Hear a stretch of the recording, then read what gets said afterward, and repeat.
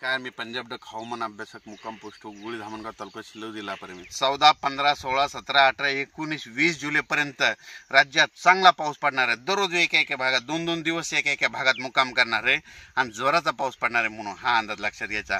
वडे नाले करणारा पाऊस राहणार आहे, काही ठिकाणी रिमझिम राहणार आहे म्हणून हा अंदाज लक्षात घ्यायचा।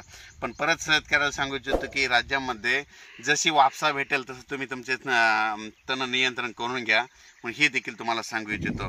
पण राज्यामध्ये सांगायचं झालं 26 जुलैपर्यंत चांगला पाऊस पडणार आहे म्हणून हा अंदाज लक्षात घ्यायचा।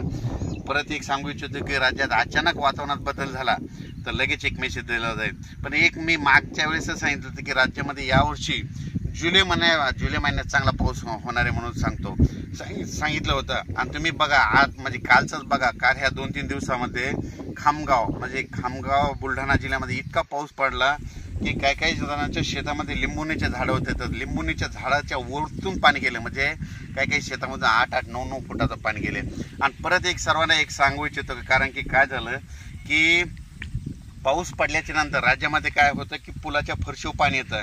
माझी सर्वांना विनंती आहे की पुलाच्या फरशीवर पाणी आल्यास ते पूल ओलांडू नका, कारण की काय झालं कधी